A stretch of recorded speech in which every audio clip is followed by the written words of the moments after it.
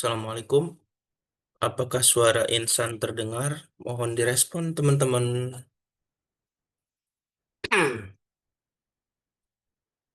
Oke,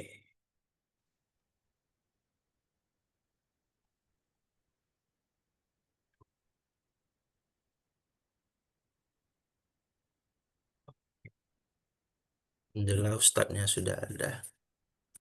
Assalamualaikum Ustadz. Waalaikumsalam warahmatullahi wabarakatuh. Oke. Insan izin membuka sebentar Ustadz. Siap. Suara gimana suara? Suara Ustadz kurang besar Ustadz kalau di insan. Nah ya, ini headsetnya ntar saya kondisikan.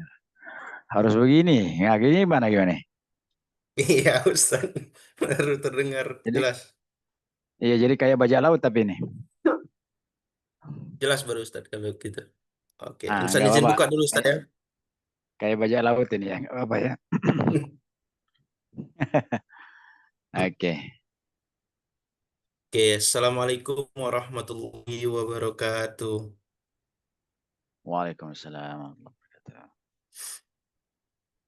Alhamdulillahillazi an'ama alaina bi ni'matil Islam. Asyhadu an la ilaha illallah, asyhadu anna Muhammadar Rasulullah. Allahumma sholli ala sayyidina Muhammad wa ala ali sayyidina Muhammad amma ba'du. Pertama, marilah kita panjatkan puji dan syukur kehadirat Allah Subhanahu wa taala yang mana atas rahmat dan hidayahnya kepada kita semua pada malam yang berbahagia ini kita masih diberikan kenikmatan iman dan Islam sehingga kita dapat berkumpul dan bersilaturahmi dalam majelis ilmu Akademi Pranika. Tak lupa salawat serta salam semoga selalu tercurahkan kepada suri tauladan kita ialah Nabi besar kita yakni Habibana wa Nabiyana Muhammad sallallahu alaihi wasallam Allahumma yang sholli wa sangat kita sallim alaihi. harapkan syafaatnya di yaumil akhir kelak. Amin Allahumma amin.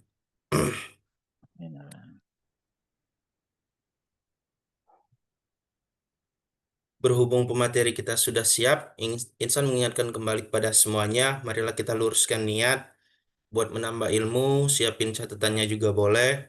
Terus yang memungkinkan untuk open cam dipersilahkan. Harapannya teman-teman bisa menyimak dan bila mana nanti ada pertanyaan yang perlu ditanyakan, disilahkan untuk disampaikan, disiapkan pertanyaannya. Baiklah, marilah kita buka Majelis Ilmu Akademi Pranika dengan tema agar kamu tidak salah pilih dengan mengucapkan basmalah. Selanjutnya disilahkan kepada Ustaz Mahmud untuk menyampaikan materinya.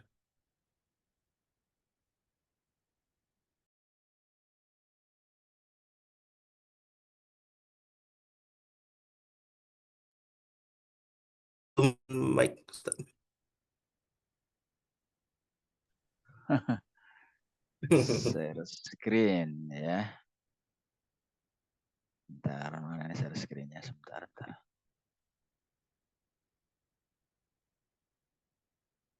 Sebentar ya. Mana nih share screennya nih? Oke.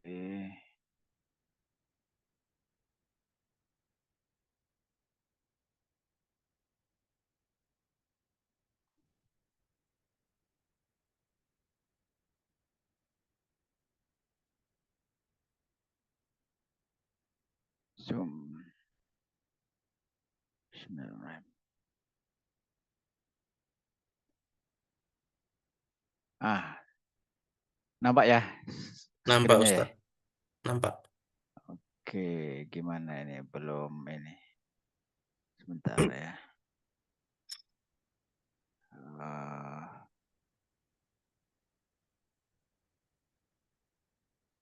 tidak bisa besar ini gimana? Sebentar ya. Sebentar. Yang Coba ini. bawah Ustaz.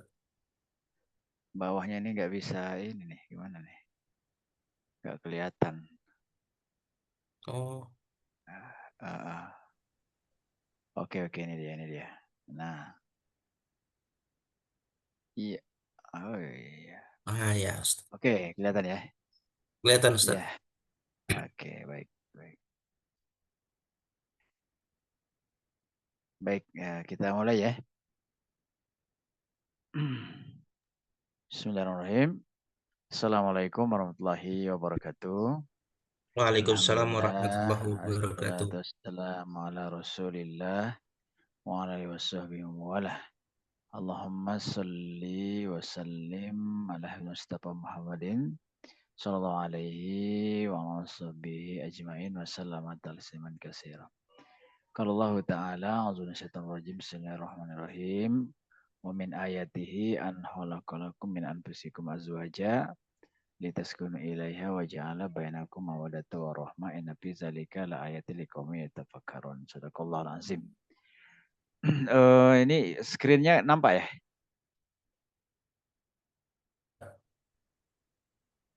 Ada ya? Screen-nya kelihatan ya? Ada. Oke, Kelihatan baik. Ustaz, nampak. Ya. Oke, ya sebentar ya, saya ini utak-atik sebentar ini. Oke, nah ini judul kita, agar tidak salah memilih pasangan hidup, meniti jalan cinta dalam cahaya syariat. Ya.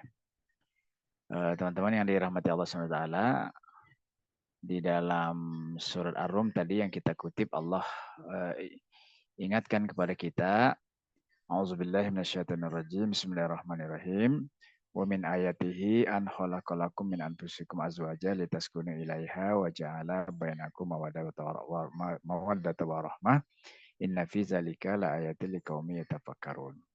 Dan di antara tanda-tanda kekuasaannya adalah Allah menciptakan untukmu istri-istri dari jenismu sendiri agar kamu cenderung litaskunu, ya, sukun, agar kamu cenderung dan merasa tentram padanya. Dan dia tumbuhkan di antara kalian rasa cinta dan kasih sayang. Jadi taskunu itu cenderung dan merasa nyaman, ya, nah, gitu.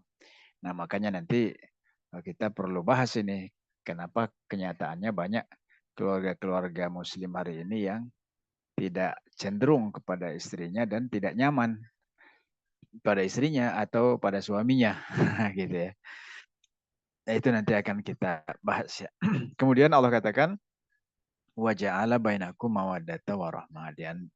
Dan Allah tumbuhkan di antara kalian itu mawaddah, ya, rasa cinta, wa rahmah, kasih sayang. Inna fi zalika la ayatil liqaumi tafakkarun. Sesungguhnya pada yang demikian terdapat tanda-tanda bagi kaum yang berpikir, ya. Nah, mudah-mudahan kita ini bisa memetik hikmah, ya, menjadi apa yang Allah sebutkan kaumun yatafakkarun, kaum yang berpikir, ya. Dalam doa, ya, dalam doa untuk mendapatkan keturunan dalam surah Al-Furqan ayat 74 itu, orang-orang yang beriman itu mengatakan begini, wallazina yaquluna rabbana hablana min azwajina wa dzurriyyatina qurrata ayuni waj'alna lil muttaqina imama.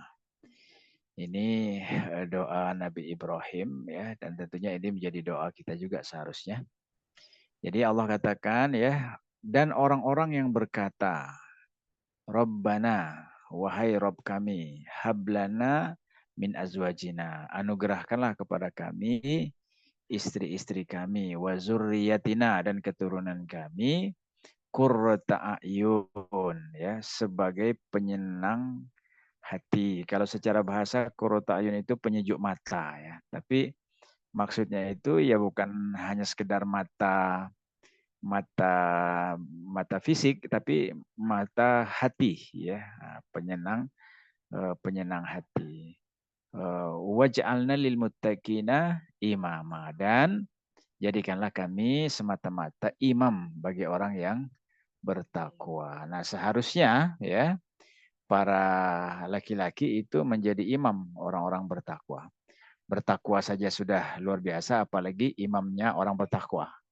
Nah, ini doa yang kita panjatkan dalam membangun rumah tangga, ya. Jadi visi membangun keluarga ini tercantum dalam doa agar diberi anak soleh, diberi keturunan, ya.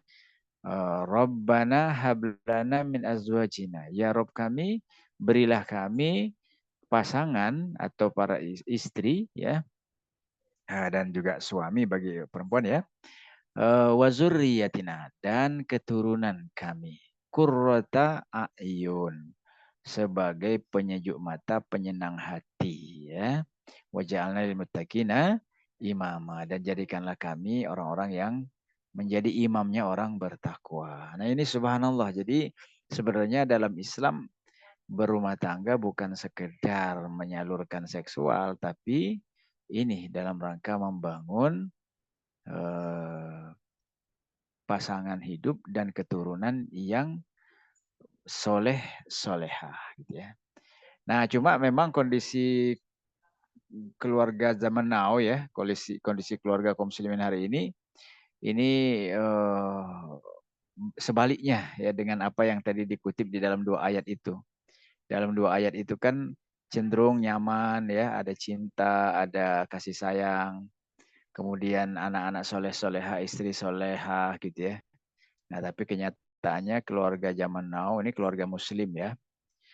Ini justru angka perceraian selalu meningkat dan angka broken home ya, rumah yang pecah ya, harus berpisah itu semakin tinggi. Terus terjadi kekerasan dalam rumah tangga, ya, kekerasan KDRT, kekerasan yang tidak sepatutnya gitu. Kalau kekerasan yang sepatutnya sih ditolerir ya, tapi kalau kekerasan ini dalam rumah tangga terjadi cekcok fisik, nah ini tentu hal yang tidak diharapkan. Kemudian terjadi perselingkuhan ya. Hari ini perselingkuhan menjadi sangat biasa ya, mengerikan ya. Kemudian anak-anak kehilangan perhatian dan kasih sayang. Nah, ini kita prihatin betul karena generasi yang harus menggantikan kita, generasi kaum muslimin hari ini adalah generasi yang rusak ya. Ditambah lagi dengan gadget ya. Nah, ini jadi tambah rusak ya. Nah, anak-anak kehilangan perhatian, kehilangan kasih sayang sehingga mereka menjadi anak-anak menjadi generasi yang liar, yang kasar, yang keras, yang tidak mengenal agama ya, yang terlibat dalam kejahatan, kriminal dan lain-lain ya. Kemudian pasangan-pasangan zaman now itu mereka biasa cekcok mulut hingga pertengkaran fisik ya. Kemudian mengarah ke KDRT. Nah, ini keadaan kondisi keluarga hari ini ya. Kemudian hilangnya kemesraan dan kehilangan sakinah dalam rumah tangga. Sakinah mawadah warahmahnya hilang. Dan semua ini sering berakar dari kesalahan dalam memilih pasangan hidup ya. Nah, oleh karenanya ini penting untuk kita kita siapkan diri kita dan kita mencari pasangan yang yang pantas untuk kita ya.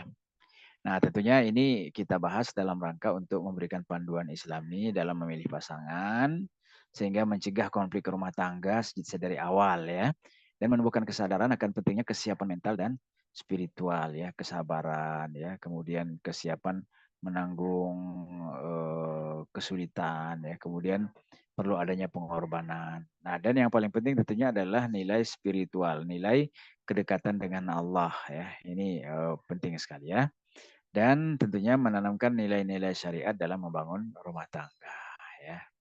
Nah, apa dan bagaimana prinsip memilih pasangan maka disebutkan oleh Nabi dalam hadis ya yang diriwayatkan oleh Imam Bukhari dan Muslim ya. Dan Nabi mengatakan tunkahul mar'atu li arba'in. Wanita itu dinikahi karena 4. 5 liha karena hartanya, lihasabiha karena keturunannya, wa jamaliha dan karena kecantikannya, walidiniha dan karena agamanya. Lalu kata Rasulullah, fazfar bizatiddin taribat yadaka. Maka pilihlah karena agamanya, pilihlah yang karena agamanya bagus, taribat yadakah, kamu akan mendapatkan semuanya, kamu akan beruntung. Nah, ini prinsip yang sangat penting. Jadi karena agama, memilih karena agama ya, memilih karena kebaikan ya dalam agama gitu ya. Seperti itu. Nah, ini prinsip yang penting dalam Islam ya. Dan prinsip ini tentunya menjadikan agama dan akhlak sebagai prioritas ya. Nah, lalu harus ada kesamaan visi misi hidup menuju ridho Allah Subhanahu wa taala. Jadi visi hidup seorang mukmin itu adalah limardatillah, untuk mendapatkan keridoan Allah. Nah, di sini tentunya butuh kesiapan mental dan tanggung jawab ya. Nah, seperti apa agama dan akhlak ini? Pertama tentunya keduanya, laki-laki dan perempuan pasangan ini harus sama-sama taat kepada Allah dan Rasul ya. Beriman, kemudian rajin ibadah, kemudian menjaga akhlak, lemah lembut ya. Kemudian eh, kafaah atau sekupu. Walaupun sekupu ini tidak wajib ya, tapi memang kalau sekupu itu tentu akan lebih mudah ya, lebih mudah untuk berinteraksi. Yang pertama itu adalah sekupu dalam agama. Artinya kepahaman dari kedua belah pihak itu tidak terlalu jomplang ya, tidak terlalu jauh berbeda. Kalau terlalu jauh berbeda ini memerlukan proses penyesuaian yang kadang-kadang banyak orang yang tidak mampu ya. Nah, adapun memang ada pendapat dari para ulama ya, sekupu itu juga meliputi setara dalam harta, setara dalam pendidikan, setara dalam kecantikan, kegantengan, setara dalam keturunan ya, setara dalam status sosial. Nah, tapi itu tidak wajib ya. Bukan itu yang dimaksud sekupu. Sekupu maksudnya itu adalah setara dalam urusan agama. Pertama sama-sama muslim, kedua sama-sama beriman dan bertakwa. Nah, ketiga setara dalam pemahaman ya, gitu. Nah, kemudian menyenangkan jika dipandang ya. Laki-laki memandang istrinya dia senang, istri memandang suaminya, istrinya senang ya. Kemudian untuk perempuan ya ini mampu menghasilkan keturunan, untuk laki-laki juga mampu menghasilkan keturunan alias subur ya gitu. Nah, tapi gimana kalau ternyata tidak mampu atau tidak bisa, ya itu berarti harus bersabar ya. Seperti itu ya. Nah, kemudian kriteria khusus untuk memilih calon suami, pertama harus diperhatikan bahwa suami itu bertanggung jawab terhadap nafkah. Ya, jadi dia siap dan bertanggung jawab terhadap nafkah. Walaupun tentunya belum mapan, tapi nggak masalah. Yang penting dia punya tanggung jawab ya, dan dia punya perhatian untuk urusan nafkah. Yang kedua, dia melindungi keluarganya dengan takwa. Jadi dia punya perhatian, punya tanggung jawab dalam melindungi keluarga dengan Islam, dengan syariat Islam, dengan takwa.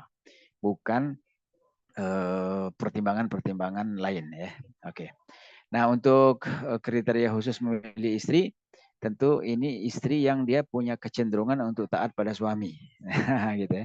Jadi kalau istri atau perempuan yang cenderung melawan ya, nah itu harus diperbaiki ya, sehingga dia menjadi manusia yang bisa taat pada suami. Terlebih lagi kalau suaminya mungkin dari sisi sosial tadi tidak sekufu ya, tidak setara, dari sisi pendidikan, dari sisi harta tidak setara.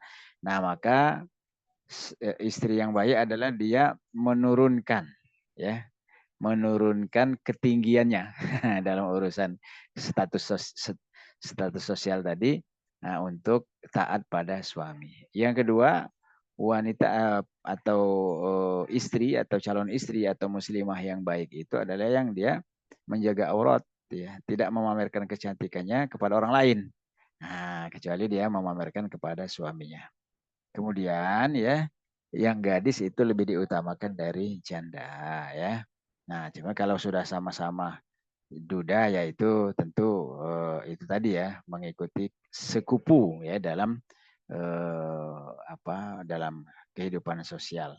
Tapi kalau bujang ya tentu diutamakan memilih gadis, gadis diutamakan memilih bujang gitu ya. Kemudian nasabnya baik, keturunannya baik ya, bukan orang jahat ya, baik dari sisi agama tentunya, atau dari sisi akhlak, atau dari sisi pergaulan. Nah, ini adalah nasabnya baik ya. Oke. Ya, kemudian hari ini memang ya kaum muslimin mengalami eh, diparsitas atau bias ya dalam memilih pasangan. Kesalahan umum dalam memilih pasangan itu adalah terlalu fokus pada fisik, pada kecantikan ya, pada kulitnya putih mulus ya, pada kegantengan gitu. Atau fokusnya pada materi. Oh, ini dia udah mapan, oh itu belum mapan gitu kan. Udah punya rumah sendiri, punya mobil sendiri, kerjaannya mentereng gitu ya. Gajinya 2 digit gitu.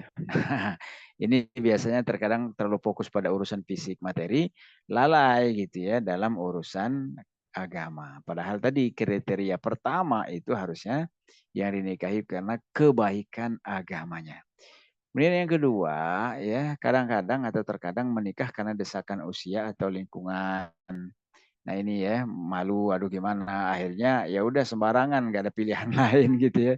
Nah itu ya, itu gimana kalau kondisi seperti itu? Ya harus berani menahan diri kalau ternyata tanda-tanda kebaikan tidak ditemukan dari calon pasangan ya. Yang ketiga, tidak mengenal karakter dan latar belakang pasangan gitu ya. Nah, ini penting untuk mengenal ini ya, baik dari pengetahuan langsung atau dari pengetahuan melalui orang-orang yang dipercaya gitu. Nah, ini penting untuk mengenal karakter dan latar belakang pasangan. Kemudian ya mengabaikan proses ta'aruf dan istikharah. Kadang-kadang karena tadi karena desakan lingkungan, desakan orang tua, desakan usia, aduh ini ganteng nih takut diambil orang gitu. Nah lalu dia mengabaikan proses ta'aruf yang islami dan mengabaikan istikharah. Padahal nikah itu ya sesuatu yang gaib gitu. Kita tidak tahu ke depannya, bulan depan, tahun depan dan segala macam bagaimana pasangan kita, kita tidak tahu. Nah, makanya kita harus melibatkan Allah, yaitu dengan istikharah ya. Nah, dalam doa istikharah itu, ya Allah, jika dia baik untukku, untuk keluargaku, untuk dunia akhiratku, untuk agamaku, maka mudahkanlah ya Allah. Ya. Nah, kalau mentok sana, mentok sini, gagal sana, gagal sini, ada halangan sana, halangan sini, berarti itu tidak baik. Gitu. Kalaupun jadi dipaksakan itu bakal terjadi masalah ke depan. Maka ini harus dengan melibatkan Allah dalam istikharah ya. Kemudian yang kelima ya, kesalahan itu adalah tidak melibatkan keluarga dan wali secara bijak ya. Karena udah kadung cinta atau karena gimana nanti kalau dilambat-lambat diambil orang gitu ya. Atau juga karena aduh gimana ini udah usia udah lewat gitu ya. Pak teman-teman udah pada nikah semua. Akhirnya tidak melibatkan pertimbangan-pertimbangan keluarga dan wali secara bijak. Nah ini yang menyebabkan terjadi masalah di kemudian hari. Ya. Nah, bagaimana solusi Islam dalam memilih pasangan ya? Yang pertama ta'aruf yang benar, ta'aruf yang prosesnya dalam batas-batas syariat ya. Kemudian yang kedua fokus pada nilai, visi dan karakter ya. Jadi bukan fokus pada fisik tadi. Nah, yang kemudian yang kedua adalah salat istikharah, memohon petunjuk kepada Allah dalam urusan yang besar ini, dalam keputusan ini. Dengan tadi doanya ya, jika dia baik untuk dunia akhiratku, untuk agamaku, untuk kehidupanku, untuk keturunanku, untuk keluarga besarku, untuk kehidupanku di dunia mudahkan. Nah, maka itu jawabannya adalah prosesnya jadi mudah. Tapi kalau prosesnya mentok sana, mentok sini, nggak jadi sana, nggak jadi sini, nah itu pertanda tidak baik ya. Yang ketiga, libatkan wali dan keluarga sehingga kita bisa mendapatkan pandangan yang objektif dan perlindungan. Karena sudah melibatkan mereka, tentu mereka juga ikut menjaga ya. Tapi kalau kita tidak libatkan wali dan keluarga, nah ini kadang-kadang itu tadi menjadi masalah di kemudian hari ya. Yang keempat, konsultasi dengan ustadz atau ahli keluarga, konsultan keluarga Islami, sehingga mendapatkan nasihat berdasarkan pengalaman dan ilmu. Nah, karena biasanya mereka lebih punya pengalaman ya. Nah, ini solusi Islam ya, gitu. Nah, tentunya sebelum menikah kita harus mengevaluasi diri kita. Sudah siapkah secara emosi dan spiritual? Nah, kalau belum siap ya dipersiapkan gitu. Secara emosional, kesabarannya, keteguhannya, menahan diri, lemah lembutnya ya. Nah, termasuk juga apa namanya itu hal-hal yang menyertai itu dan juga hal spiritual. Nah, ini harus disiapkan. Nah, ini siapa yang tahu? Ya masing-masing ya. Masing-masing tentunya nanti dengan konsultasi atau bertanya dengan orang yang paham ya. Kemudian yang kedua, sudah memahami tanggung jawab rumah tangga atau belum? Nah, ini harus belajar ya, makanya harus belajar. Nah, ini bagus di Akademi Pranikah ya, dan juga tema-tema sebelumnya kita sudah bahas tentang bagaimana persiapan diri ya sebelum menikah. Yang ketiga, sudah mengenal kebutuhan dan kelemahan diri gitu. Karena kalau kita nggak paham ya kebutuhan dan kelemahan kita, maka kita akan akan labrak sana labrak sini gitu, akan memaksakan diri, dan itu tentu tidak baik dan itu akan menimbulkan masalah ya. Nah, lalu prosesnya adalah jangan hanya mencari yang baik, tapi juga justru sebenarnya harus dimulai dari kita menjadi pribadi yang baik untuk pasangan kita ya. Nah, ini sebelum menikah maka ini perlu dievaluasi ya. Maka ini teman-teman yang yang sudah ada niat ya, tentunya ini dievaluasi, dan siapa yang paling paham ya tentu adalah masing-masing ya. Karena ini memang berbeda satu dengan yang lainnya ya. Oke. Kemudian bentar ya. Ya, itu ya agar terwujud rumah tangga yang Islami yang sakinah mawaddah warahmah itu, maka pertama ini adalah komunikasi yang jujur dan terbuka ya. Kalau suka, kalau senang, kalau bahagia, kalau gembira disampaikan. Kalau duka, kalau sedih, kalau ada masalah juga diceritakan dan dikomunikasikan dengan cara yang jujur dan terbuka. Tidak dipendam, tidak disimpan sendiri. Nanti tiba-tiba masalahnya menumpuk, tidak ada solusi, akhirnya jadi menimbulkan masalah yang lebih besar ya. Kemudian menjaga adab dan akhlak dalam perbedaan ya. Jadi kita memang manusia itu ya beda-beda gitu. Ada yang suka pedas, ada yang enggak, ya. Ada yang suka asin, ada yang suka manis, ada yang suka tidur dalam gelap, ada yang suka tidur dalam terang. Ada yang macam-macam gitu ya. Nah, ini dalam hal perbedaan ini kita harus lihat ya, apakah ini perbedaan yang boleh ditolerir atau perbedaan yang tidak boleh ditolerir. Misalnya suami nih, atau ya calon suami atau suami, dia nggak hobi sholat. Nah, itu nggak boleh ya. Jadi yang kayak gitu harus diingatkan. Semua kita harus hobi sholat gitu ya. Oh, dia nggak hobi baca novel ya. Dia hobinya baca buku-buku sains. Nah, itu boleh ya, itu ditolerir perbedaannya, tidak harus jadi ribut ya. Nah, jadi dalam hal menyikapi perbedaan ini harus didudukkan dalam kerangka adab dan akhlak Islam. Nah, sehingga kita tidak salah melangkah ya. Yang ketiga, menumbuhkan cinta itu karena Allah ya. Jadi bukan karena syahwat, bukan karena semata-mata materi gitu. Kalau cintanya hanya karena syahwat, hanya karena materi, hanya karena kecantikan dan kegantengan, ya kecantikan akan pudar, kegantengan akan luntur. Tapi kalau cintanya karena Allah, Allah tidak akan berkurang ya, dan Allah tetap abadi. Nah, ini jadi harus menyertakan Allah dalam segala aktivitas kita. Nah, wabil khusus tentunya kalau sudah berkeluarga maka harus disertakan Allah dalam keputusan-keputusan besar kita dalam rumah tangga ya. Kemudian yang keempat adalah menjadikan rumah itu sebagai tempat ibadah dan ketenangan. Maksudnya itu apa? Maksudnya itu di rumah itu harus dihidupkan ya, dihidupkan pengajian, dihidupkan saling menasehati gitu ya. Kemarin ada viral ya video dari Timur Tengah ya. Jadi ada orang yang tanya ke seseorang gitu ya, apa rahasianya Anda kok rumah tangga Anda langgeng gitu. Nah, dia bilang, saya katanya setiap maghrib itu kumpulkan keluarga, lalu satu orang menyampaikan satu ayat, lalu kami diskusikan.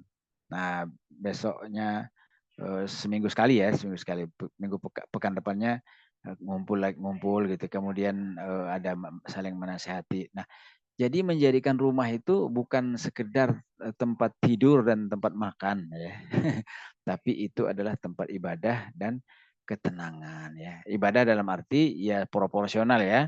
Jadi kalau sholat 5 waktu laki-laki ke masjid ya, kalau perempuan di rumah gitu ya.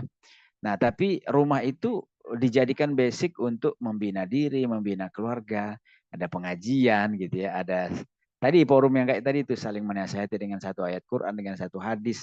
Nah, itu adalah kerangka ya membangun rumah tangga yang Islami ya. Jadi kita ini membangun rumah tangga beda dengan orang biasa, beda dengan orang non muslim apalagi ya. Kalau mereka ya hanya sekedar untuk seksual saja. Bahkan mereka ya selingkuh biasa, bahkan saling mereka tukar pasangan ya, ngeri ya. Apa nama istilahnya tukar pasangan itu ya? Ngeri ya. Nah, itu bagi mereka biasa, makanya mereka akan menghadapi ke kehilangan generasi karena rusaknya pergaulan remaja mereka ya. Nah, kita tentu tidak ingin seperti itu ya. Kita harus jadikan rumah kita itu sebagai tempat ibadah dan ketenangan ya. Dan tentu kita harus ingat ya bahwa tujuan pernikahan dalam Islam itu adalah untuk menguatkan ibadah ya dan membangun apa akhlak ya. Nah, gitu. Jadi menguatkan ibadah sebagai benteng kokoh akhlak. Nah, jadi memang akhlak itu dibangun oleh ibadah gitu. Kita nggak akan bisa lemah lembut, nggak akan bisa kita jujur, nggak akan bisa kita berani kalau kita nggak dibentengi, tidak ditopang oleh ibadah, ya, baik ibadah mahdoh atau ibadah khairu mahdoh, ya. Pesan Nabi dalam hadis riwayat Imam Bukhari ya, ya ma'syarus syabab man istata'a minkumul ba'ah fal yatazawwaj ya. Wahai para pemuda, kata Rasulullah, jika kalian telah mampu, maka menikahlah ya. Fa innahu aghaddu lil basar ya. Wah hisnul farji. Sungguhnya menikah itu lebih menenteramkan pandangan, aghaddu lil basar dan menjaga kelamin. Bagi yang belum mampu, kata Rasulullah, pas saum maka dia berpuasalah karena puasa itu wijaun atau puasa itu tameng ya. Nah, jadi kalau udah mampu menikah menikahlah, kalau belum mampu maka puasalah gitu ya. Seperti itu. Tapi tentunya kalau sudah itu kalau belum mampu dimampukan ya, kalau belum mampu diusahakan. Tapi jangan puasa terus ya. Karena kita diciptakan bukan untuk puasa, tapi ada sisi-sisi kemanusiaan yang kita jalani ya. Jadi harus ingat tujuan pernikahan dalam Islam itu menguatkan ibadah ya dan sebagai benteng kokoh akhlak ya. Kemudian kita juga harus ingat bahwa menikah itu untuk menyempurnakan agama ya. Siapa yang menikah maka ia telah menyempurnakan separuh agama dan hendaklah ia bertakwa kepada Allah dan memelihara sebagian dari sisanya. Nah, jadi kita ini manusia ini laki-laki atau perempuan kalau belum menikah agamanya setengah. Setengah. Nah, dengan menikah maka dan bertakwa maka dia berarti sudah mengisi satu sisinya. Nah, tinggal sisi yang lain adalah dibangun dengan ketakwaan ya, dibangun dengan ketaatan, dibangun dengan keimanan ya. Ini hadis riwayat Imam Tabrani dan Al-Hakim ya. Kita juga harus ingat juga bahwa tujuan pernikahan dalam Islam adalah mendapatkan keturunan ya.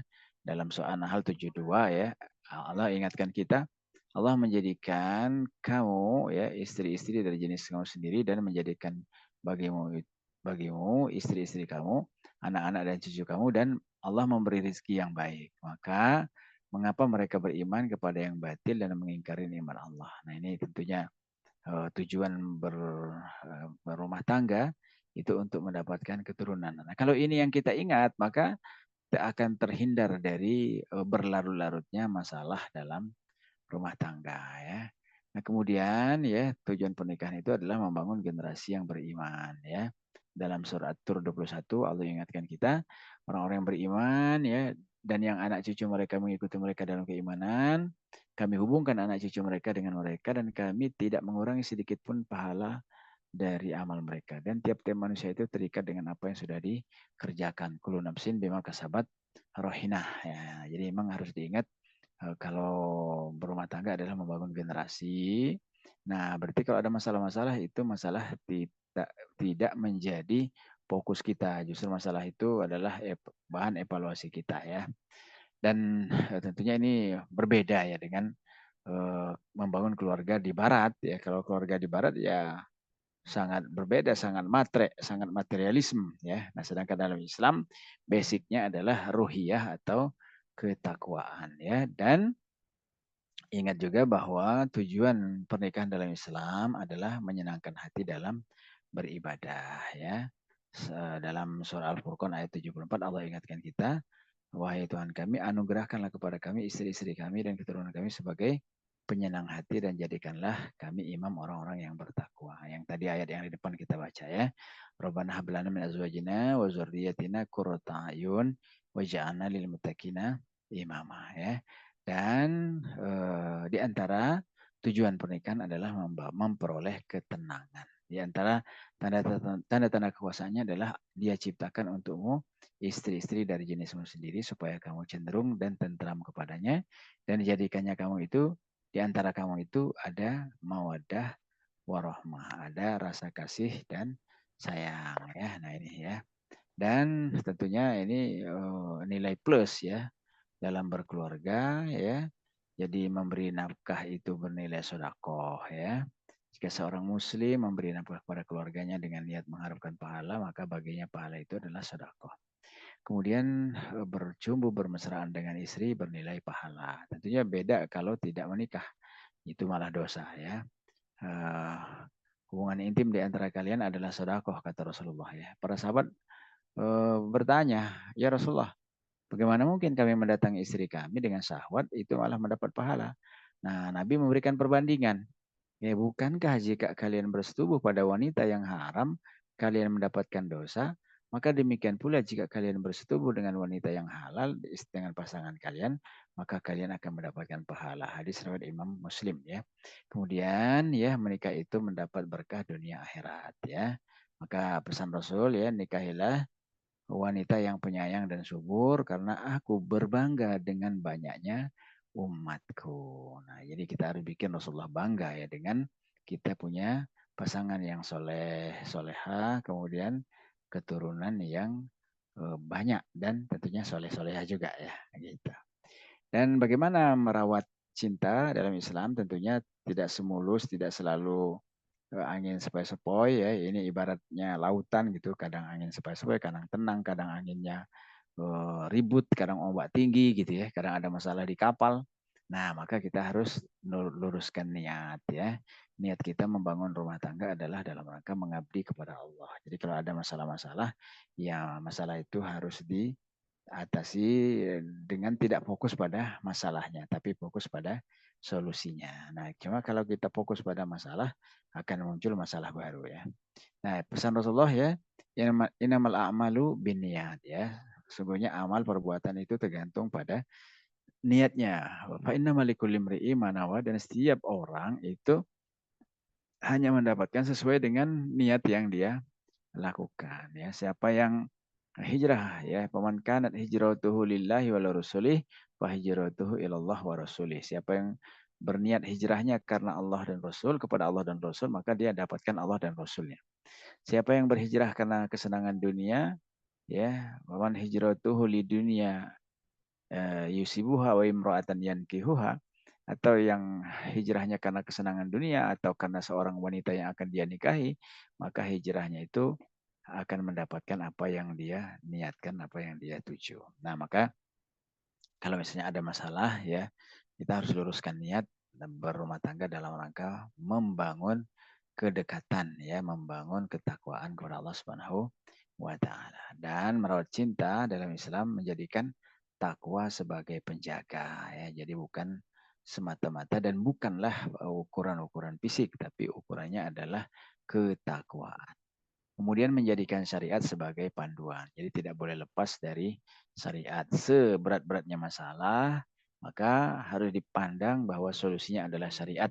Nah, kita harus tunduk patuh pada syariat, maka insya Allah kita akan terhindar dari keluarga yang gagal ya.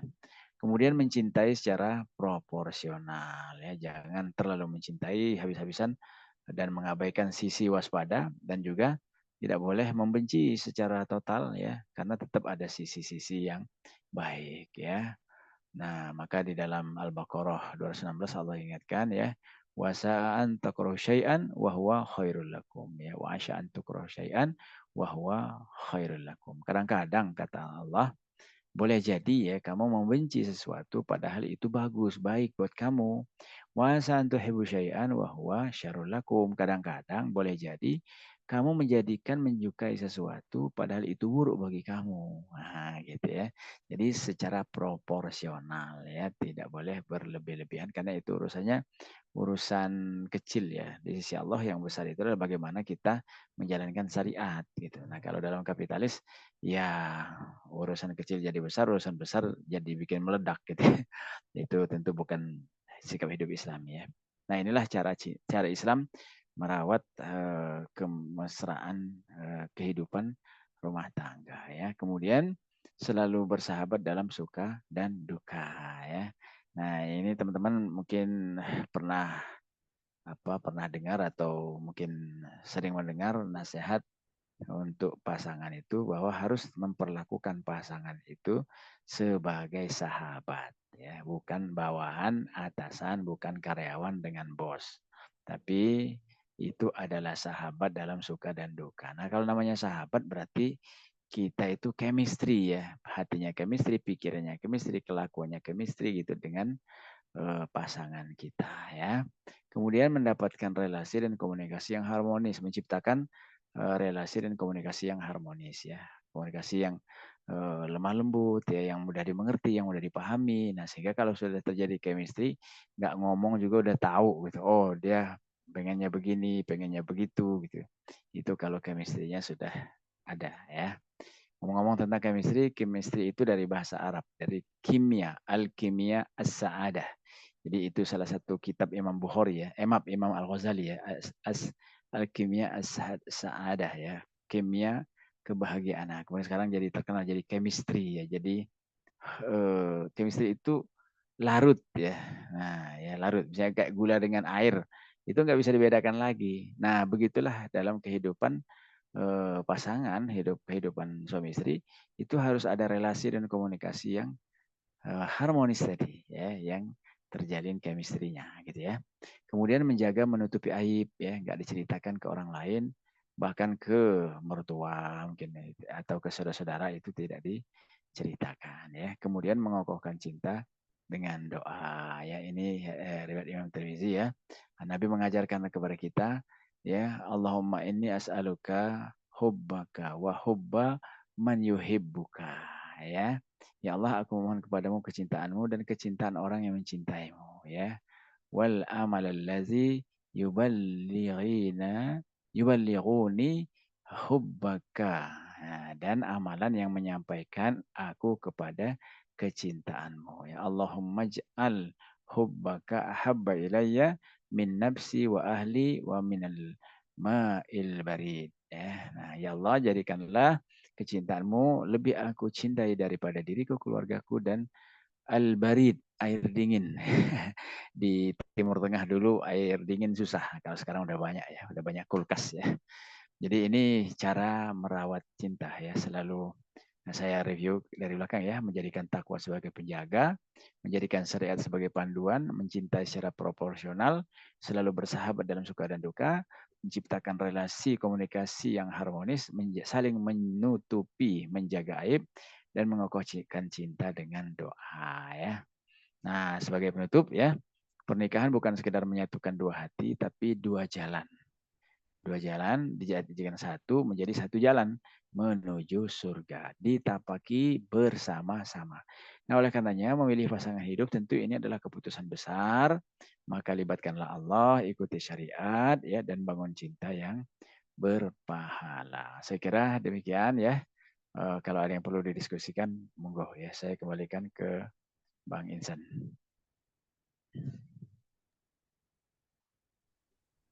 Ya, Alhamdulillah, terima kasih pada Ustadz Mahmud yang sudah menyampaikan materinya pada malam hari ini.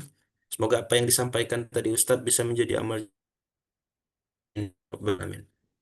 amin. Ya Selanjutnya Allah. disilahkan teman-teman yang ingin bertanya bisa raise hand atau langsung mengetik di kolom komentar. Kita prioritaskan penanya dengan raise hand. Oke. Langsung ya Ustadz. Ya, Assalamualaikum Dwi. Silahkan disampaikan pertanyaannya.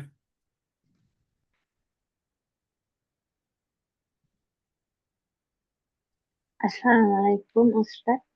Kedengaran Waalaikumsalam nggak Kak warahmatullahi wabarakatuh. suaranya? Ya, bagus bagus suaranya. Ada suara. Ya, oke. Izin bertanya ya Ustadz, tapi sebelumnya Ya, mohon maaf kalau pertanyaannya nggak sesuai dengan materi malam ini. oke. Ana Ya. mau bertanya, jika kita lagi sholat, tetapi Hmm. posisi kita itu di depan, sementara di Hmm. belakang kita itu lebih tua dari kita, sementara yang Ya. di depan ini lebih muda. Nah, Hmm. terus yang di belakang itu lebih tua, itu gimana ya Ustadz Hmm. hukumnya? Oke, Terima kasih. langsung aja ya. Ya, Langsung atau Langsung gimana? aja Ustadz. Langsung aja Ya, Ustadz. ya. Jadi kalau sudah balik nggak masalah ya. Ya nggak masalah, nggak dilihat lagi tua mudanya. Kalau sudah balik itu nggak masalah ya. Gitu. Yang penting sudah balik. Nah, kalau belum balik maka itu nggak boleh ya. Jadi imam nggak boleh di depan gitu ya. Jadi kalau belum balik ya tahu diri di belakang ya. Tapi kalau udah balik nggak masalah walaupun ada yang lebih tua di depan kita, di belakang kita. Oke, saya kira begitu ya, nggak masalah. Gimana Mbak Dwi? Jelas? Tahu deh. Nampaknya jelas ya. Oke, kita Oke, ke mudah-mudahan ya. penanya selanjutnya Ya, dari Mbak Queen nih namanya. hmm.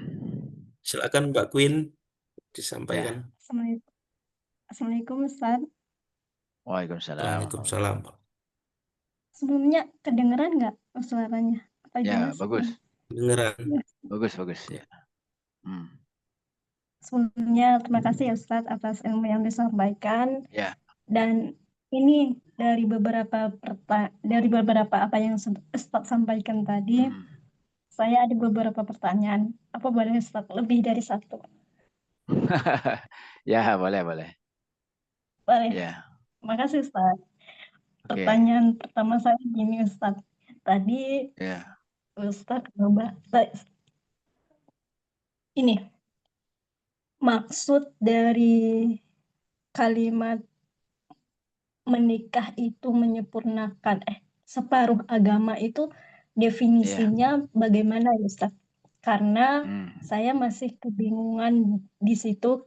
Saya mikirnya gini ya Hmm. Ustaz. Kalau misalkan Ya, agama menikah itu menyempurnakan separuh agama, ya.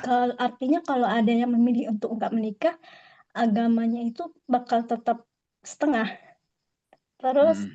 kalau gitu para ulama yang memilih untuk tidak menikah di zaman itu gimana Ustadz? Hmm. Apakah Ya, tetap masih separuh agama atau gimana? Jadi saya ya. bingungnya itu Hmm. definisi yang dimaksud dengan Oke. menyempurnakan separuh agama itu seperti apa? Ya. Lalu Hmm. pertanyaan kedua saya gini Ustadz, kalau misalkan si misalkan ya Ustadz, kalau menikah itu apakah si calon si perempuannya ini bilang aja si Hmm. perempuannya ini harus bisa memahami semua pekerjaan rumah Ustadz. Bagaimana Hmm. jika ada seorang perempuan yang punya pemikiran kamu mau cari istri atau pembantu? Hmm. Nah, pertanyaan ketiga ini Ustadz, Hmm. gimana kategori cari calon suami yang baik, agama dan akhlaknya itu definisinya seperti apa? Karena kalau misalkan kita mencari dia yang misalnya Ustadz yang apa sih namanya itu rajin sholat gitu ya.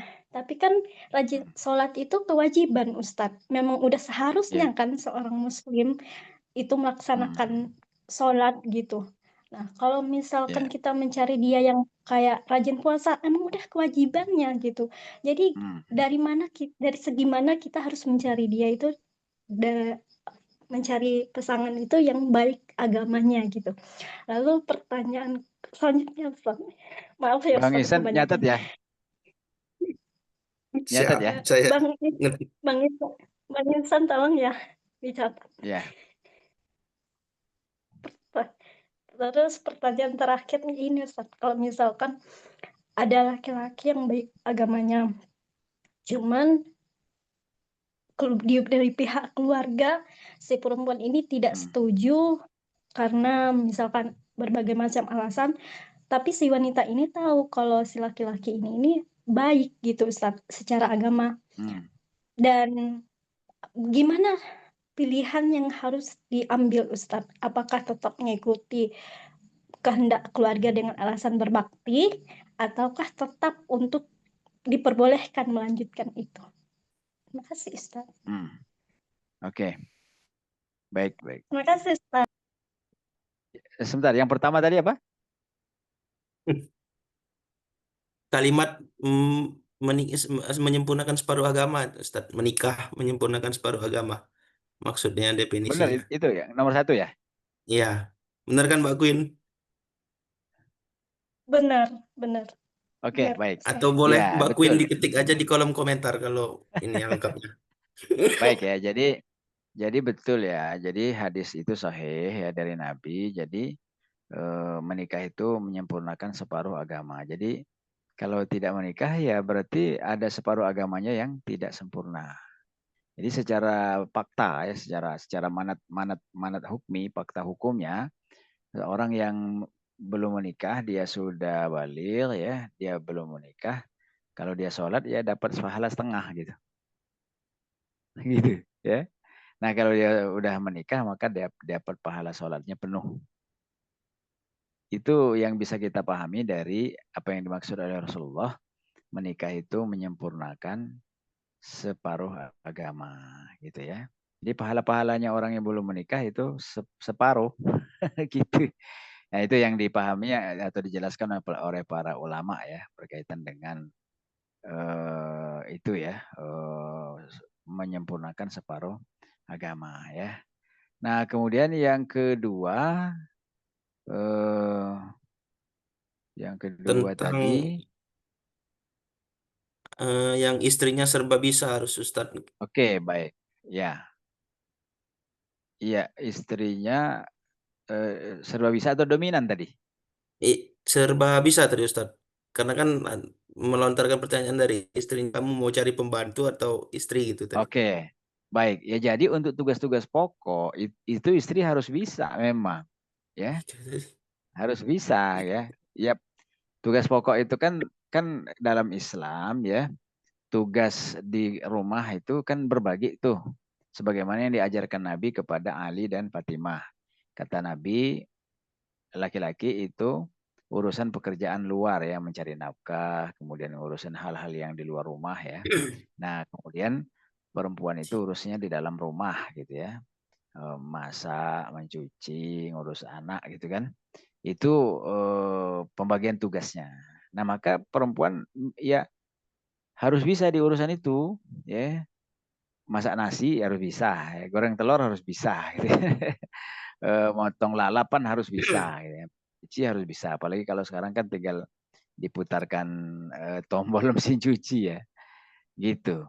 Nah, tapi gimana kata masyarakat? Ini kalau istri yang serba bisa kayak gitu jadi pembantu dong gitu. Ya enggak ya. Inilah pandangan Islam ya. Jadi pembagian tugas itu adalah pesan dari Rasulullah SAW. Jadi memang untuk urusan-urusan seperti itu ya harus bisa kan Nabi mengarahkan para sahabat juga begitu ya. Nah, memang problem hari ini ya, perempuan itu kan aktif di luar ya, mencari nafkah. Nah, sehingga urusan-urusan rumah itu cenderung dilakukan oleh pembantu atau asisten rumah tangga. Nah, ada hal-hal yang kecil-kecil ya, yang sifatnya melengkapi itu memang dilengkapi, dikerjakan, disempurnakan oleh ART. Tapi untuk urusan besar, apalagi ini melayani suami misalnya, melayani ya hal-hal yang pokok bagi suami itu harus dilakukan oleh istri.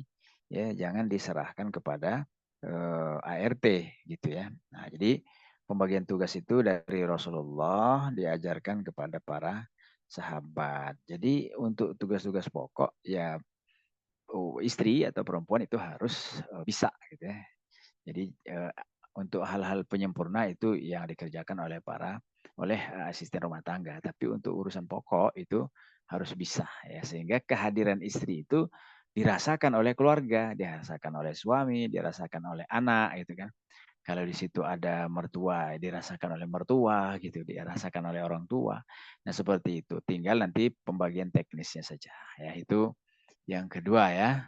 Yang terakhir tadi Yang tentang karakter calon suami, karena kan kalau melihat dari misal sholat, puasa itu kan oke, baik, baik. kewajiban Ya, sebetulnya. siap, siap. Jadi apa kriteria suami yang baik itu atau yang soleh itu? Dia mengerjakan semua yang wajib. Gitu. Dia mengerjakan semua yang wajib. Jadi kalau misalnya laki-laki ini rajin sholat 5 waktu, nah itu bagus tuh. Berarti dia laki-laki yang baik. Lalu dia kerjakan di masjid. Nah, itu kan berarti kan lebih bagus. Terus dia eh, dia puasa Ramadan ya, dia punya harta, dia keluarkan zakatnya, dia menafkahi keluarganya. Nah, itu kan kriteria yang baik gitu ya. Dia tambahi dengan rajin dia sedekah. Nah, itu berarti dia bertakwa ya. Kemudian dia paham agama. Lalu dia di sela-sela kesibukannya dalam satu pekan, dalam satu bulan, dia berdakwah, dia mengajak orang lain untuk soleh, untuk solehah. Nah itu, jadi apa kriteria calon laki-laki yang bertakwa itu, yang baik, yang soleh itu, ya dia jalankan semua yang wajib. Gitu. Jadi kalau dia baru lakukan sholat 5 waktu, puasa Ramadan, ya, membayar zakat, tapi yang lainnya belum, tidak paham agama, kemudian dia tidak mengaji, mengkaji, ya, tidak berdakwah, nah itu belum. Jadi ukurannya bertakwa itu semua yang wajib dikerjakan, ya. Lalu yang haram ditinggalkan. Nah ini berarti kan ciri-ciri calon yang baik nih. Dia tidak terlibat riba, dia tidak terlibat judol, dia tidak terlibat zina ya. Nah, itu kan berarti dia baik ya. Nah, kemudian dia menghindari yang makruh. Nah, ya. Nah, maka masuk di sini pendapat para ulama merokok misalnya. Merokok itu makruh. Jadi kalau pasangan ya dia merokok, nah itu ya tinggal diminta aja gitu kan. Oh, untuk untuk kebaikan kita ke depan mau nggak kamu berhenti merokok gitu kan, itu disampaikan begitu aja ya. Tapi kalau Bang Iksan aman ya. Aman Ustaz. Bukan ahli hisab ya, aman ya. Ukuran baik soleh itu adalah sesuai syariat, yang wajib dikerjakan, yang haram ditinggalkan, yang makruh dihindari. Makruh itu dihindari ya. Nah, yang sunnah dia kerjakan. Nah, makanya tadi sholat ada sholat sunnahnya, ya, sholat rawatibnya, sholat tahajudnya, ya, sholat duhanya gitu, ya. Nah, kemudian dia baca Quran gitu kan. Nah, ini sebentar ini gangguan jaringan saya. Terganggu nggak di situ?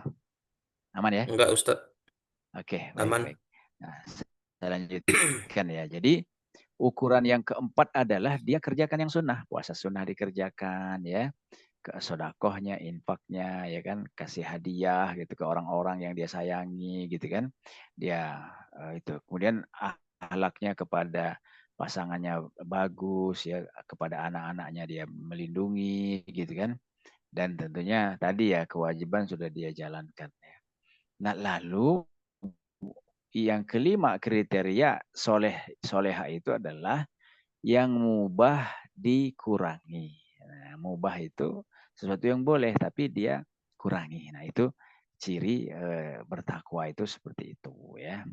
Itu pertanyaan ketiga ya. Nah, yang terakhir tadi tentang Yang terakhir, jika ortu tidak setuju dengan pilihan kita, ada laki-laki yang baik oke, agamanya, Ustaz. baik. Ya. Nah, jadi bagaimana ini? Ini ada laki-laki yang baik datang, terus kemudian karena tidak sesuai mungkin kriteria fisiknya atau kriteria hartanya, kemampanannya, pekerjaannya.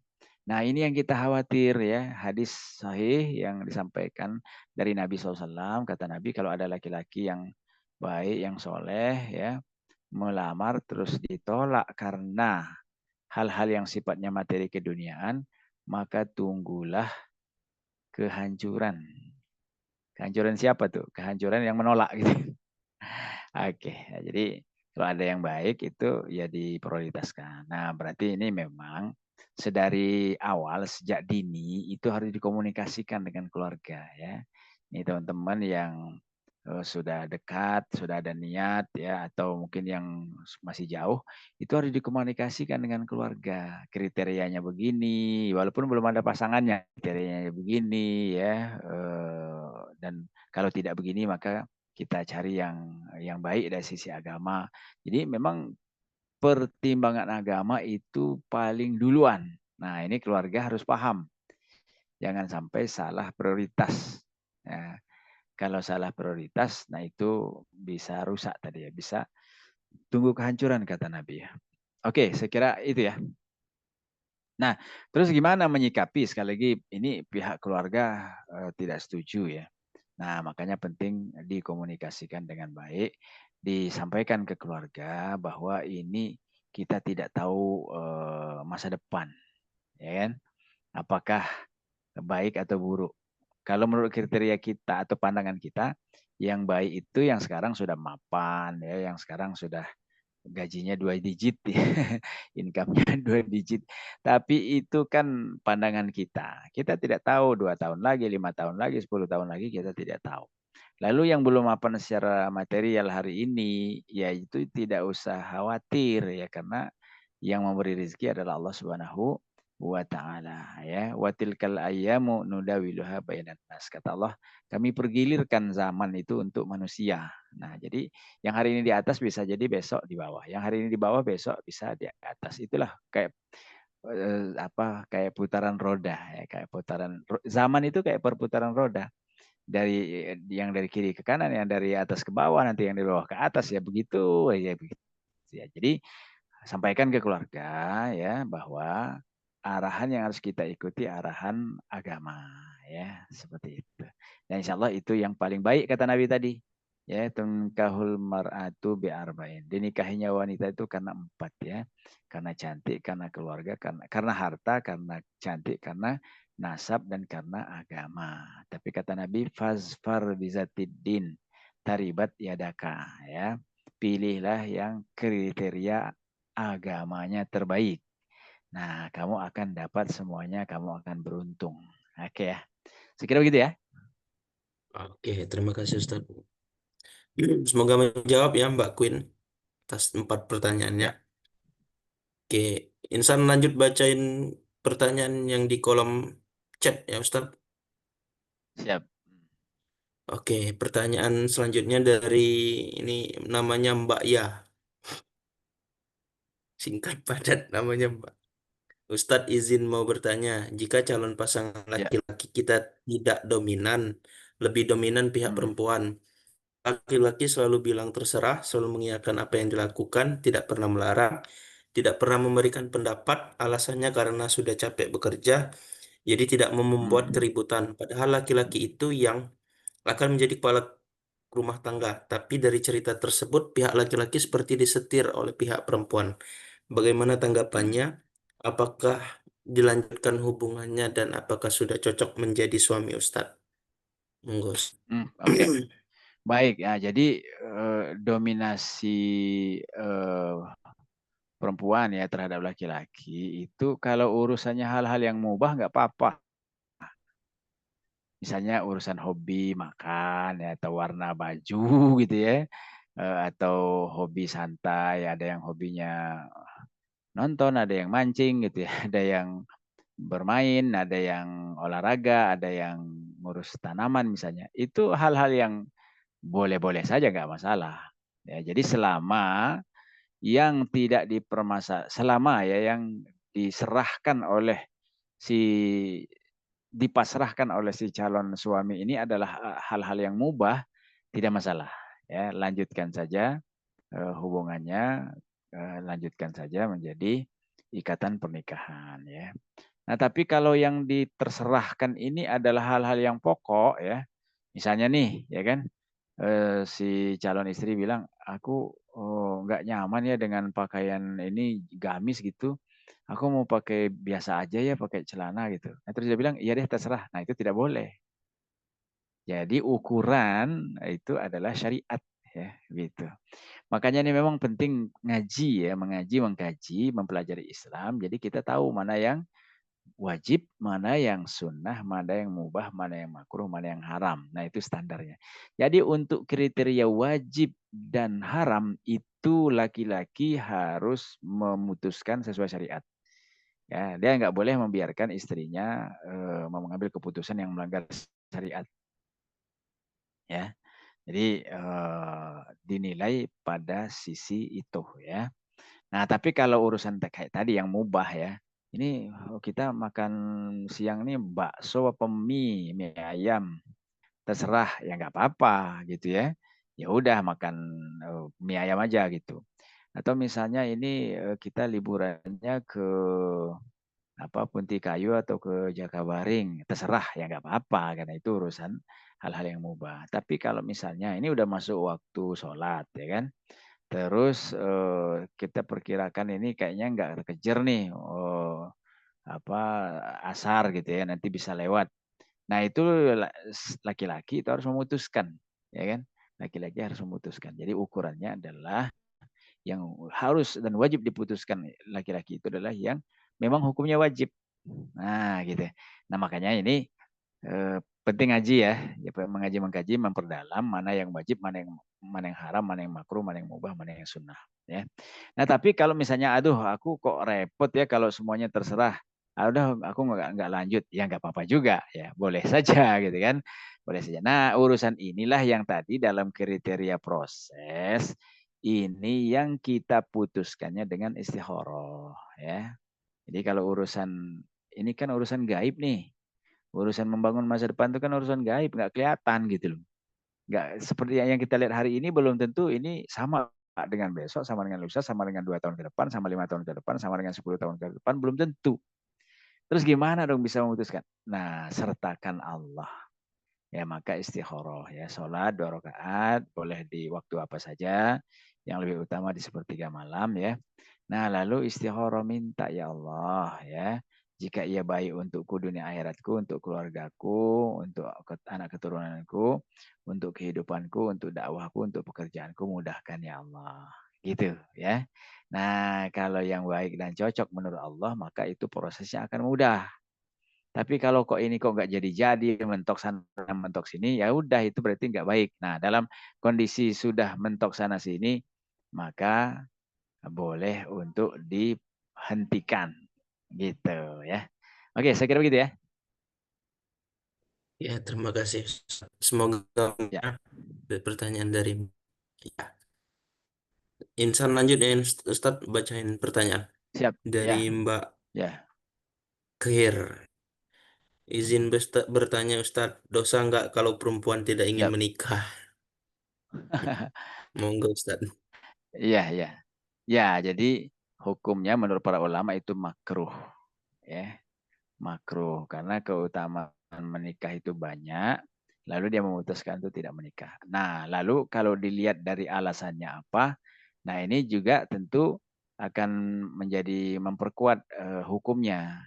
Nah, kalau misalnya ada ulama ya di masa lalu ya, ada ulama perempuan ya seperti Robiah Al-Adawiyah misalnya ya, atau ulama laki-laki gitu ya, yang dia memutuskan untuk tidak menikah. Kenapa? Karena dia ingin lebih fokus pada dakwah, pada urusan agama, ya kan? Nah, maka itu bagus dalam arti itu utama. Kan tadi hukumnya makruh nih. Nah, kalau dia putuskan karena agama, maka itu tidak makruh bagi dia, ya kan?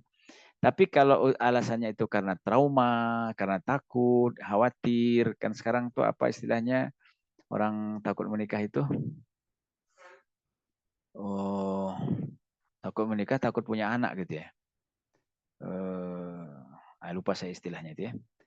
Nah, itu alasannya itu nggak syar'i. Ya, ini kan melanda orang-orang Barat, orang-orang Jepang, orang juga ya, orang Eropa, Amerika, orang Jepang, orang Korea, orang Cina gitu, orang Rusia, itu mereka cenderungannya itu tidak mau repot gitu ya. Kalau menikah tuh repot nanti harus hidup bareng orang lain ya. Harus bangunin, harus masakin gitu. Harus izin gitu. Nah, itu pandangan Barat.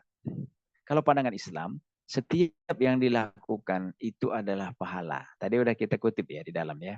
Jadi menyediakan makanan, minuman, mencuci, itu nabung pahala bagi istri. Nah, terus hamil ya, ngurus anak ya, mendidik anak ya, mengawal mereka sampai pendidikan. Nah, itu dalam Islam itu pahala semua. Yang ini dalam Islam penting karena hidup kita di dunia ini ya paling banter 70-an lah gitu, 70 80 tahun. Lalu kita akan pindah ke alam barzah, lalu kita akan nanti pindah ke alam akhirat. Nah, jadi dalam pandangan Islam dunia ini bukanlah tujuan akhir. Ya, jadi dunia ini menurut Islam ya hanyalah satu step dari sekian panjang kehidupan. Nah, maka ya kalau kita meniru Barat itu memang rusak kita. Ya. Yang di Barat sendiri ya dengan 7-Eleven ya dengan kumpul kebo mereka sekarang mereka terserang penyakit macam-macam gitu. Lalu nggak ada ketenangan, nggak ada kebahagiaan, kepuasan mereka semu. Lalu rusak moralnya, rusak secara kolektif, dunia ini rusak gitu. Jadi Amerika, Eropa, penjajah itu menghancurkan di negeri-negeri Muslim itu karena memang mereka nggak punya lagi nilai-nilai agama. Ya walaupun secara tercatat di Perang Dunia I itu ya mereka masih beragama Nasrani, Kristen, tapi faktanya sebenarnya mereka sudah meninggalkan agama Nasraninya. Mereka sudah menganut agama baru yang disebut dengan sekularisme, kapitalisme, demokrasi, nasionalisme. Sehingga Barat rusak bukan hanya di Baratnya, tapi juga di negeri-negeri lain. Nah, jadi alasannya apa nih tidak menikah gitu ya. Nah, kalau alasannya seperti para ulama ya, mereka memilih untuk mengabdikan dirinya kepada Allah dengan menjadi pelayan ilmu. Nah, itu alasan yang dibolehkan. Walaupun tetap ya dianjurkan Nabi adalah kita menikah. Nah, tapi kalau alasannya karena trauma, karena nggak enak, nggak nyaman, karena ribet gitu ya. Nah, itu makruh dan bahkan bisa jadi haram gitu ya. Karena biasanya dalam kehidupan barat ataupun timur ya, mereka itu biasa sama Eleven, mereka biasa selingkuh, mereka biasa kumpul kebo gitu ya. Ngeri ya. Nah, oke, jadi alasannya apa? Jadi kalau alasannya hal-hal yang tidak syar'i ya sebaiknya dihilangkan alasan itu. Ya dibangunlah niat, upaya, kesungguhan untuk berkeluarga, untuk menikah ya. Saya kira itu ya. Terima kasih Ustadz. Semoga menjawab ya Oke. Mbak. Selanjutnya dari Mbak Naraya.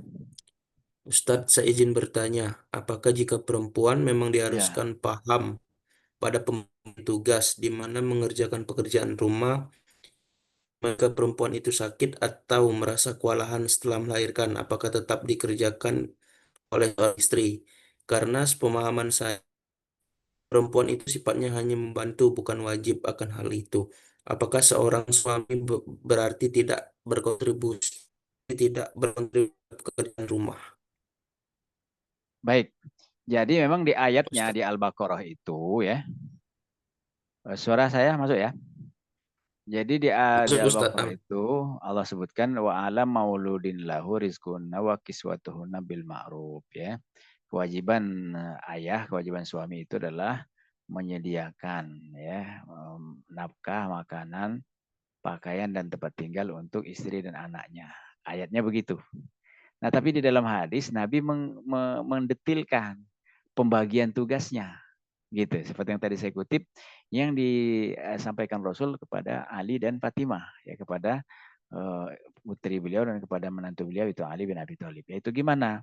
Urusan laki-laki kata Rasulullah urusan luar rumah, jadi nafkah dan urusan-urusan besar gitu ya yang tidak bisa dikerjakan perempuan. Lalu tugas perempuan itu urusan dalam, yaitu masak, ya, mencuci, gitu kan, ngurus anak gitu. Nah, gimana kalau istrinya sakit? Nah, maka tentu suami ngambil alih gitu ya. Nah, dan kalau ada kemampuan, maka tentu suami itu wajib menyediakan khodim ya atau pembantu ya atau ART. Tapi kalau nggak mampu gimana ya, dia yang turun tangan ya, dan dia tetap harus mengurus ya istrinya yang sakit atau anaknya yang sakit jika itu dirawat di rumah gitu ya. Jadi dari mana itu pembagian tugas? Dari hadis ya yang diajarkan oleh Nabi kepada Fatimah dan Ali ya. Nah, cuma kan tentu suami yang paham itu juga yang dicontohkan Nabi. Nabi membantu pekerjaan istrinya ya. Bahkan sebenarnya Nabi bisa nyuruh orang atau nyuruh istrinya, itu Nabi lakukan sendiri dalam hal-hal tertentu gitu ya. Seperti itu. Nah, jadi memang ini pembagian ini dari hadis, dan itu kalau terjadi misalnya kayak tadi istri sakit, ya tentu suami yang ambil alih. Dan suami bantu. Ya. Bantu mandikan anak, bantu kerepotan, apalagi kalau pagi misalnya masih punya anak kecil, punya bayi, ya suami membantu. Jadi suami itu bukan bos, suami itu bukan atasan, suami itu bukan ongkang-ongkang. Nah, jadi posisinya saling membantu. Ya, seperti itu. Itu ya berkaitan. Nah, kalau misalnya istri kewalahan ngurus anak, ngurus dapur, ngurus kebersihan, maka suami wajib menyediakan khodim, pembantu. Kalau nggak sanggup, nggak punya dana, ya dia bantu ke urusan kerjaan istrinya. Nah gitu, sehingga istrinya tidak merasa berat ya. Oke, sekira begitu ya. Nyambung Ustadz. Hmm, Mungkin dari pertanyaan saya. Oke, Apa tadi istilahnya? Hodip ya Ustadz. khodim, khodim. Yang Hodim. Nah, itu kan kalau dalam perumah tangga itu kan sering saya lihat bahwasanya Hmm, terkadang ada dari ibu sendiri atau dari mertua hmm, ingin ikut, maksudnya tinggal di dalam ini, atau bahkan misal kita anggaplah sekarang kan sudah apa namanya, eh, lewat film dikisahkan ya, ipar adalah nah, maut, segala yang maut itu kan Ustadz. ya, ya. Nah, itu Oke, apa namanya? Menurut Ustadz pemahamannya gimana itu Ustadz? Maksudnya baik. mungkin dari sisi ya setiap setiap setiap orang kan nggak bisa sama ratakan karakter baik dari apapun kan. Mungkin Ya, maksud tujuan untuk membantu, maksudnya mengajak untuk ah, tinggal bersama, tapi ya, mungkin ketakutan-ketakutan sudah datang dari yang sudah terjadi itu Ustadz. ya. Baik. Baik, jadi pertama posisi orang tua ya atau mertua. Kalau mereka Ya, ikut di rumah, ya itu tentu kewajiban bagi anaknya, bagi menantunya untuk mengurus gitu. Kalau mereka tidak bisa ngurus diri sendiri. Tapi kalau mereka masih sehat, masih kuat, bahkan membantu ya anak dan menantunya ngurusi rumah tangga ya, ngurusi ngasuh-ngasuh anak, sebatas membantu boleh, tapi tidak boleh memberatkan ya. Itu posisi kalau sehat ya. Tapi kalau sakit ya tentu lain ya urusannya ya. Jadi kalau sakit itu wajib bagi yang sehat untuk mengurus ya. Nah terus gimana sekarang tuh kan ternyata kan ya tadi ada mertua yang main sama menantu. Nah itu orang gila ya, tidak normal ya.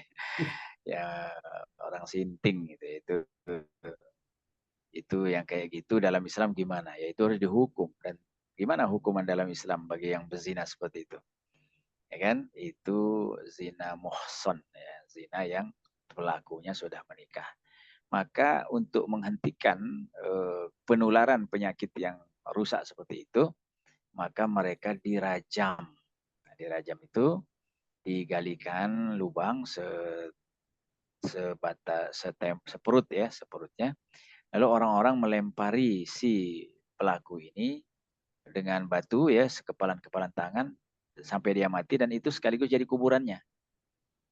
Nah, itu hukumannya. Nah, dengan hukum kayak gitu nggak akan terjadi penularan, selingkuh, dan kekacauan, kerusakan macam binatang kayak gitu. Itu ya kasus yang apa, mertua rusak ya, dan menantu rusak itu ya. Nah, lalu bagaimana dengan banyak kejadian ipar adalah maut ya. Jadi dalam Islam ya, ini yang hari ini hilang aturannya. Yang kalau kita sebut itu malah dianggap aneh, yaitu apa? Ada aturan tidak boleh interaksi selain mahram. Ya, jadi laki-laki hanya boleh berinteraksi, berikhtilat dengan mahramnya. Kalau bukan mahram maka berlaku hukum kehidupan khusus. Kehidupan khusus itu gimana? Jadi kalau misalnya nih ya, ada ipar ikut bareng ya, maka kalau ada suami, seperti kan posisi ipar ya, suami, mereka tidak boleh berduaan di rumah itu, gitu. Ya, jadi kalau misalnya si perempuan, ipar perempuan ada lagi di rumah, ya suaminya harus di luar rumah, ya di depan kayak di taman kayak di mana kayak gitu ya. Jadi nggak boleh interaksi. Kalau istrinya nggak ada, nah cuma kalau istrinya ada, nah, di situ ada iparnya itu boleh. Nah ini kan tidak lagi diperhatikan. Nah ini yang dilanggar. Bahkan ya kalau kita lihat di sinopsis film ya, saya nggak nonton ya, cuma kata cerita ya, kata cerita yaitu mereka berzina karena ya pada saat istrinya tidak di rumah kan gitu. Nah, yang seperti itu memang hukum Islam tidak bisa diberlakukan hari ini, maka terjadilah kekacauan, kerusakan. Nah, jadi boleh ipar itu ikut tinggal ya di rumah, tapi ketika ya sang istri tidak ada di rumah, maka ipar dan suaminya tidak boleh berduaan dalam rumah gitu ya. Nah, jadi dampak dari tidak diterapkan syariat Islam dalam urusan pergaulan ini, ya ini yang zaman now ini rusak ya. Kondisi zaman now ini rusak ya. Kehidupan agama rusak, moral rusak, ibadah rusak, sosialnya rusak. Nah ini. Nah makanya kita harus terus-menerus mengkaji. Saya anjurkan teman-teman untuk baca buku itu ya, Sistem Pergaulan dalam Islam. Nah di situ diterangkan bagaimana membangun rumah tangga, menjaga pergaulan, bahkan di sana dibahas juga ya hukum hadonah ya, hukum wiladah ya, hukum persusuan, hukum pengurusan anak, hukum nasab, hukum perwalian, larangan-larangan tidak boleh interaksi dan seterusnya. Nah itu penting menurut saya teman-teman untuk membaca buku itu, jadi kita punya panduan gitu. Nah ini hari ini memang kita hidup di zaman rusak ya, zaman yang hukum Islam tidak diterapkan, Islam tidak menjaga kita. Ya, Islam ini malah jadi tertuduh hari ini. Nah ini berat ya. Oleh karena itu jangan ikut-ikutan. Caranya gimana? Ya kita harus belajar. Oke ya, saya kira itu. Ya, terima kasih Ustadz. Lanjut ya Ustadz, Insan bacain Ya, di kolom chat. Dari Bang Pais Nazim, izin Ustadz sebelumnya. Antara ya. pendidikan seperti kuliah dan sebagainya dengan pernikahan, mana yang harus didahulukan atau dikejar terlebih dahulu, khususnya untuk kita sebagai kaum Adam. Monggo Oke, Ustadz. baik. Jadi kalau di dalam Islam ya, seseorang yang sudah balik maka dia sudah boleh ya menikah. Dan kalau posisinya ini hukum wad'inya ya. Jadi kan kalau hukum taklifinya menikah itu sunnah. Nah, tapi kalau hukum wad'inya, hukum wad'i itu apa? Hukum pelaksanaan bagi masing-masing. Itu bisa berbeda. Ada orang yang tidak bisa menjaga dirinya, dia akan bermaksiat, dia akan berzina kalau dia tidak menikah, maka itu wajib bagi dirinya untuk menikah, gitu. Nah, nanti kuliahnya bisa ngambil UT misalnya, atau misalnya kuliah online misalnya, ya dan seterusnya ya. Nah, jadi dilihat kepada kondisi masing-masing. Kalau dengan tidak kuliah dia tidak mampu untuk mencari nafkah, dia nggak bisa punya ilmu, dia nggak bisa memenuhi kewajiban kepada keluarganya, maka nah prioritasnya berarti dia kuliah, gitu kan. Nah, berarti kan dia harus menahan diri, jangan tergoda ya, jangan sampai dia maksiat sambil kuliah. Tapi kalau dia bisa kendalikan ya itu bagus ya. Nah, gimana kalau dia nggak bisa kendalikan? Maka ya menikah, gitu ya. Maka menikah, nah nanti kuliah bisa sambil sambil sambil menikah sambil berkeluarga. Ya, ini memang dilihat dari kondisi masing-masing dan dilihat prioritas. Kita sebagai kaum Adam bisa saja ya tidak kuliah, bisa punya ilmu, bisa punya skill, apalagi sekarang kan skill itu ilmu bisa diambil dari YouTube ya, dari Facebook, dari sosmed gitu ya. Ilmunya diambil, dilatih, nah itu kita bisa dapat penghasilan gitu tanpa harus kuliah ya. Itu boleh saja gitu kan. Dan memang faktanya kan banyak juga yang hasil kuliah nganggur gitu ya.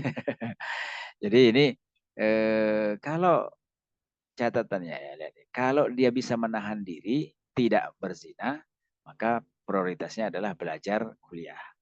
Tapi kalau dia tidak bisa menahan diri, dia akan berzina, maka dia menikah. Gitu. Ya, dia menikah. Nah, lalu nanti setelah jalan 2 tahun udah stabil, ekonominya udah agak tenang gitu ya. Nah, dia bisa kuliah. Itu untuk laki-laki ya.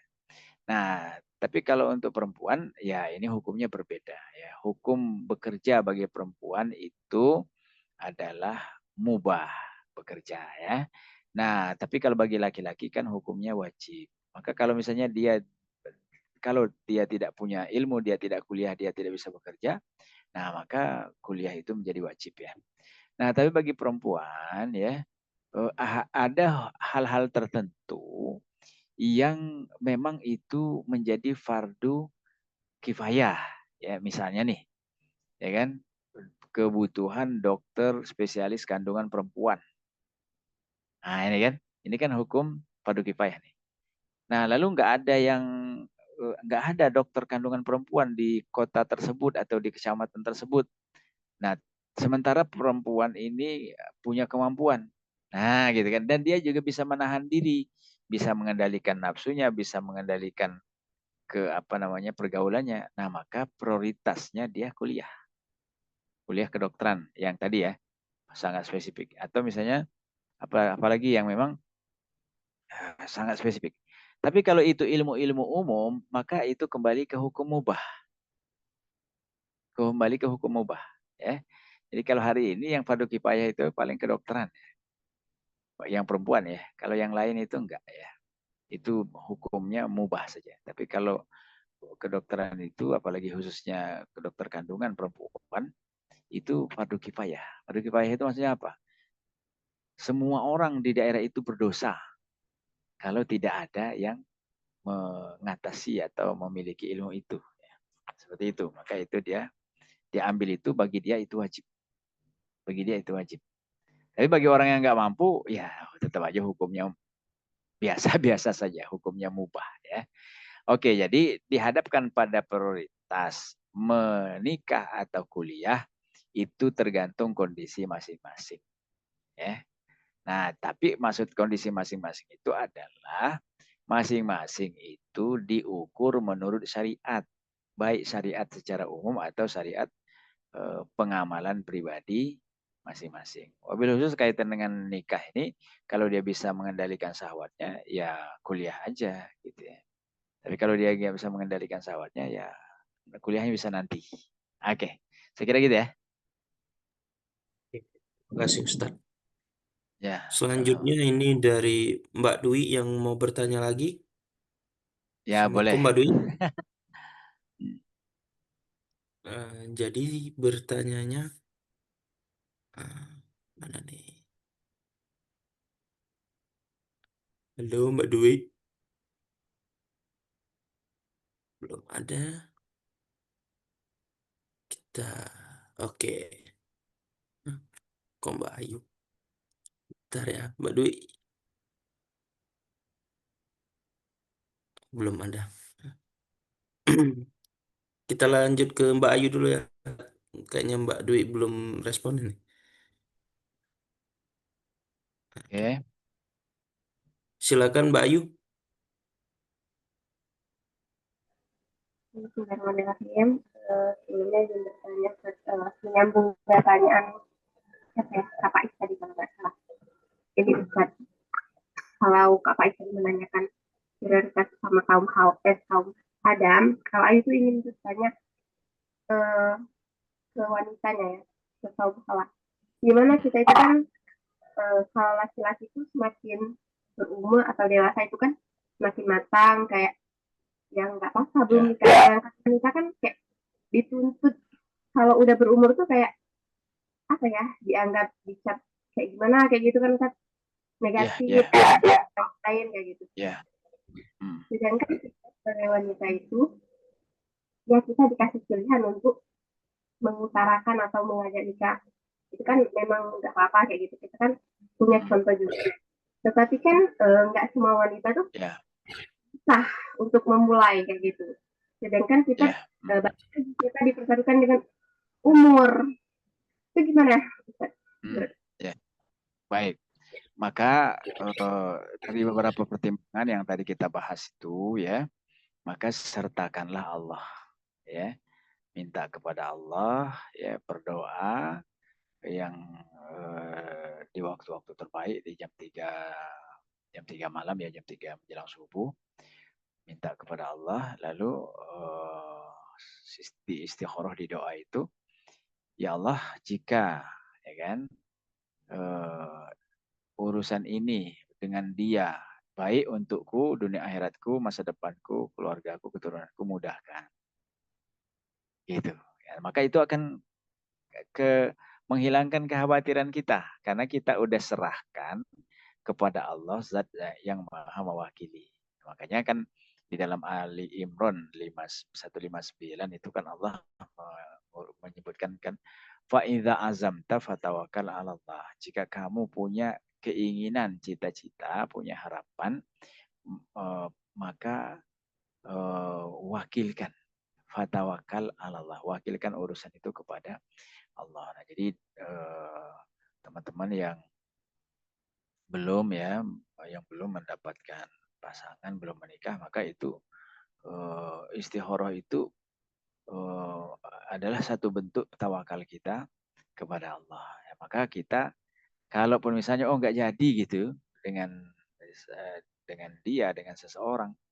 Nah, kan di dalam doa kita, ya Allah, kalau ini tidak baik untukku, maka mudahkanlah aku untuk yang lebih baik. Ya, nah jadi insya Allah kekhawatiran-kekhawatiran itu bisa kita hilangkan, gitu ya.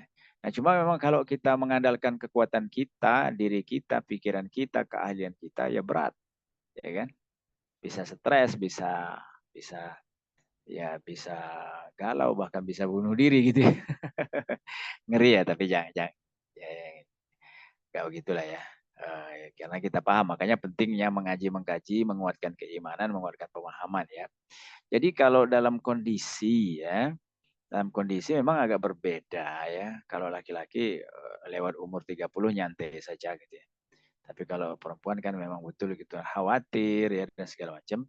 Tapi tetap ya, serahkan urusan ini, wakilkan kepada Allah dan minta yang terbaik dari Allah Subhanahu wa taala. Nah, sehingga yang tadi unsur-unsur karena sudah terdesak keadaan, sudah terdesak umur, insya Allah ini kalau kita serahkan urusnya kepada Allah, Allah akan berikan yang terbaik, Allah akan pilihkan yang terbaik untuk kita. Ya, sekira begitu ya. Gimana Mbak Ayu? Cukup. Oke. Oke, terima kasih Mbak Ayu. Lanjut ya Ustadz di Ya. kolom chat insan bacaan lagi dari Mbak Hiliana. Izin bertanya Ustadz. Ustadz, semisal Ya, kami sudah siap semua, tapi satu yang ya. kami kurang di finansial, dan kami juga Hmm, sebagai tulang punggung keluarga. Yang awalnya ya, kami sudah mantap untuk memilih laki-laki ini, karena yang pertama agama dan akhlaknya sudah baik. Tapi di sisi ya. lain kami hanya kekurangan di finansial. Itu gimana ya Ustadz? Bukannya kami tidak punya Ya. tabungan, uang kami sering habis untuk orang-orang di rumah.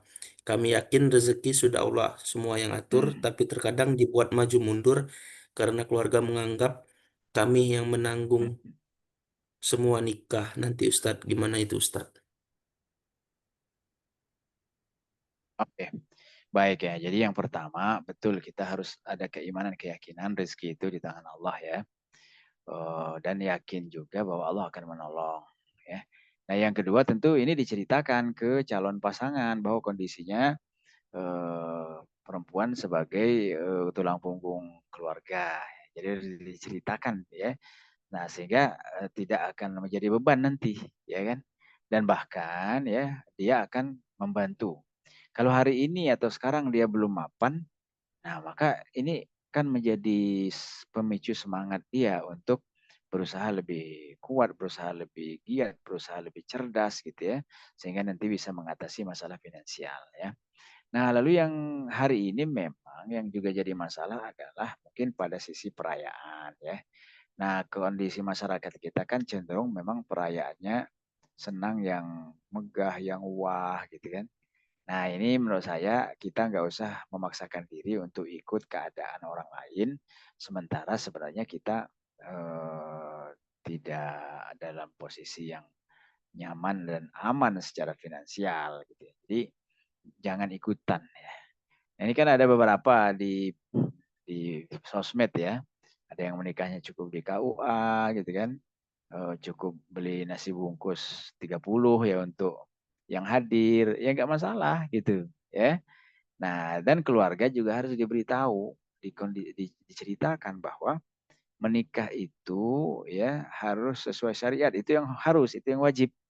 Adapun ya walimah pestanya itu ya jangan memaksakan diri gitu ya. Jadi bahwa keluarga itu menaruh harapan satu-satunya kepada perempuan untuk menanggung biaya menikah, biaya resepsi, ya itu tidak masalah kalau tadi memang kondisinya seperti itu ya. Tapi, nah ini kan apa suasana walimahnya, suasana menikahnya itu dibuat sederhana saja, sehingga secara keuangan itu tetap bisa kita kendalikan gitu ya.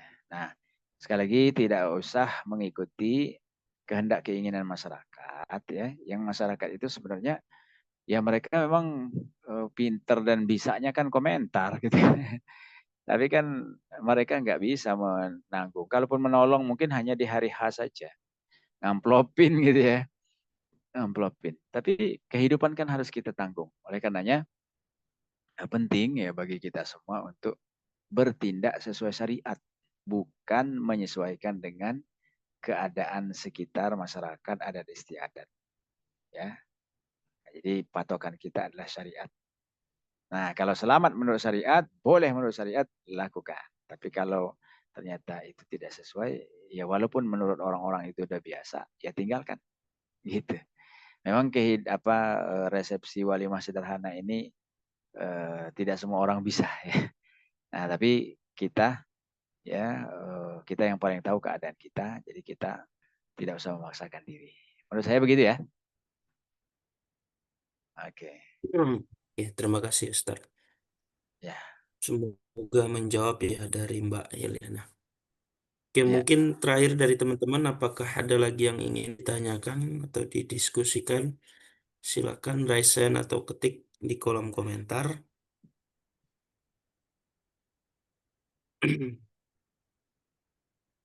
Ya, terima kasih itu tadi masukannya ya ada marriage is scary ya.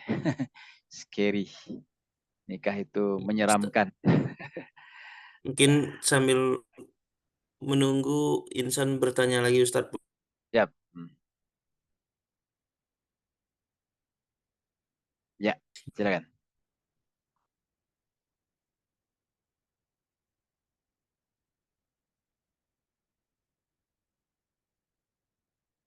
suara hilang atau saya ini yang hilang? Sinyal. Sinyal hostnya. Sinyal host yang hilang ya? Iya. Oh, nah hilang nih kan hostnya. Maaf Gangguan, Ustadz. ya. Iya, sinyal Ustadz di pulau. Siap. Iya, Oke, iya, iya. Lanjut. Hmm. lanjut dari teman-teman. Ada lagi yang mau ditanyakan atau didiskusikan?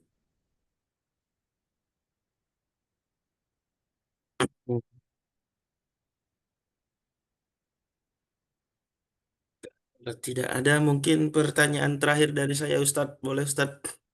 Ya, silakan. Oke, pertanyaan terakhir mungkin pamungkasnya Ya, eh, sesuai dengan boleh. tema kan agar kita tidak salah pilih. Eh, Ya. sudah terjadi apa namanya? Maksudnya itu sudah kebiasaannya pada saat prosesi menuju pernikahan itu kita ada yang namanya ujian menuju pernikahan, Ustadz. Nah, Ya. kalau berdasarkan cerita pengalaman mungkin dari keluarga ataupun kerabat teman dan di tempat bekerja itu ada banyak hal Ya. tentang ujian pernikahan ini.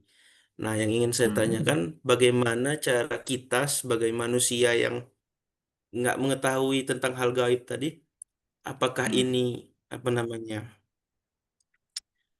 Ini kode dari Allah bahwasanya dia baik atau buruk atau ini hanya sekedar ujian semata. Karena kan kita terkadang nggak bedakan Ustadz dan juga kita nggak bisa Ya. menerka-nerka bahwasanya misal sudah Ya. dikode oleh Allah ini nggak baik tapi kita Ya. tetap apa menuntun keyakinan kita. Nah, begitupun sebaliknya gitu. Ya. Jadi bagaimana cara Hmm. kita membedakan antara ujian dan juga memang jawaban dari Allah Ustadz? Oke, baik ya. Di antaranya adalah di dalam tahajud, dalam ya, istikharah itu kan doa kita, ya Allah kalau ini baik mudahkan, ya kan? Kalau ini tidak baik berikan yang lebih baik, gitu. Jadi kalau Ya, itu mudah itu berarti pertanda baik, gitu ya. Kalau itu mudah itu pertanda baik. Tapi kalau itu susah gitu, nah itu pertanda pertanda tidak baik. Itu yang kita bisa tahu dari apa namanya doa yang diajarkan Nabi dalam istikharah itu. Ya, itu satu. Tapi sebelumnya tentu ya yang menjadi ukuran itu adalah sesuai syariat atau tidak, gitu, gitu ya. Jadi jawaban dari istikharah itu adalah mudah, gitu kan, prosesnya, urusannya, lalu kesesuaiannya dengan syariat. Nah, itu yang menjadi penanda bahwa sesuatu itu baik untuk masa depan kita, gitu ya. Tapi kalau misalnya bermasalah di sini, bermasalah di situ, gitu kan, sehingga nggak jadi, berat ini, berat itu, sehingga nggak jadi, gitu kan. Nah, itu berarti nggak baik, gitu ya. Jadi itu ukurannya, karena memang betul ini kan urusan gaib yang kita tidak tahu, maka melalui istikharah itu kita jadi paham gitu ya, dari tanda-tanda yang ditampakkan oleh Allah dari eh, proses ya. Jadi kalau prosesnya mudah gitu kan, maka insya Allah itu baik, itu aja ya. Tapi kalau misalnya mentok sana sini, ya kita doa lagi, ya Allah berikan yang lebih baik, berikan yang terbaik gitu ya, gitu. Jadi jangan dipaksakan untuk sesuatu yang sebenarnya Allah udah kasih sinyal bahwa itu nggak baik, yaitu dengan kok susah gitu ya. Nah, seperti itu. ya. Oke ya. Terima kasih Ustadz. Ternyata ada pertanyaan yang paling terakhir Ustadz, dari Mbak Bila. Oh ya, oke. Bagaimana jika ada seseorang yang datang untuk melamar baik agama dan akhlaknya, namun untuk ekonomi masih sangat di bawah dan ini jadi pertimbangan bagi orang tua perempuan. Bagaimana pendapat Ustadz mengenai hal ini? Monggo Ustadz. Baik. Jadi dia belum punya pendapatan hari ini, asal dia berusaha, asal dia menunjukkan kesungguhan, maka itu yang menjadi pertimbangan. Adapun sudah punya hari ini atau belum punya, itu bukan pertimbangan. Tapi kesungguhannya, upayanya, skillnya, belajarnya, nah itu yang dilihat. Itu satu ya. Ini kan kondisinya banyak terjadi hari ini ya. Laki-laki yang dia belum punya pendapatan. Ya. Nah tapi kalau dianya nggak ada keinginan untuk berusaha, nggak ada keinginan untuk belajar, tidak ada komitmen gitu ya. Nah itu berarti itu bermasalah. Ya kan? Itu bermasalah. Itu yang pertama ya. Nah, adapun sekali lagi yang ada hari ini atau income dia hari ini, nah itu sekali lagi adalah sesuatu yang kita lihat hari ini, ya. Nah, adapun 2 tahun, 5 tahun, 10 tahun ke depan kita tidak tahu, ya. Nah, oleh karenanya, ya kan, oleh karenanya libatkanlah Allah dalam memilih, yaitu dalam istikharah. Ya, istikharah di doanya adalah ya Allah jika dia baik untuk agamaku dunia akhiratku mudahkan. Nah dalam hal ini orang tua, keluarga, kerabat juga diajak istikharah. Ya 3 malam berturut-turut lah gitu ya. Kalau belum dapat petunjuk ya 7 malam gitu ya. 7 hari atau 7 malam gitu ya. Jadi jangan ambil keputusan tanpa melibatkan Allah. Apalagi ini pertimbangannya material. Gitu ya. Pertimbangannya adalah urusan pendapatan, urusan gaji ya. Nah itu yang kasihkan Allah, yang kasih rezeki itu Allah. Jadi harus melibatkan Allah di sini.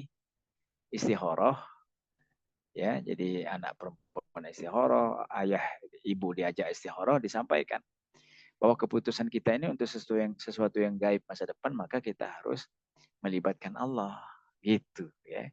Jangan ambil keputusan sendiri tanpa melibatkan Allah, apalagi pertimbangannya hanya karena si calon suami belum punya pendapatan. Nah, itu kan yang belum punya pendapatan itu kan dilihat. Kalau misalnya sarjana baru, ya wajarlah gitu kan, baru selesai kuliah. Tapi kan dilihat ya komitmen dia gitu kan. Dia berusaha mencari kerja, menciptakan lapangan kerja, skillnya dia asah. Nah, itu kan nilai positif untuk ke depan. Ya. Atau misalnya dia nggak kuliahan, bahkan nggak sekolah sama sekali misalnya. Ya dilihat kesiapan, komitmennya, skillnya, keinginannya gitu. Nah, tapi kalau dia memang nggak ada keinginan, belajar juga tidak, ngasah skill juga tidak, membuka jaringan tidak, ya boleh itu ditolak ya, gitu ya. Oke, ya. Saya kira begitu ya. Oke. Alhamdulillah, terima kasih kepada semua yang sudah bertanya dan mohon maaf jika ada pertanyaan yang belum terjawab karena keterbatasan waktu kita. Mungkin dari Ustadz Mahmud ada pesan yang ingin disampaikan kepada kami Ustadz. Baik ya, jadi teman-teman yang dirahmati Allah ya. Jadi berkeluarga, menikah itu urusan yang seperti bukan gaib seperti gaib. Nah, oleh karenanya kita harus melibatkan Allah. Yang pertama adalah dalam urusan-urusan tadi, apakah itu ada kesesuaian atau ada pertentangannya dengan syariat. Nah, tapi kalau ada pertentangan itu ukuran kita adalah kalau melanggar syariat atau bertentangan dengan syariat itu kita tinggalkan ya.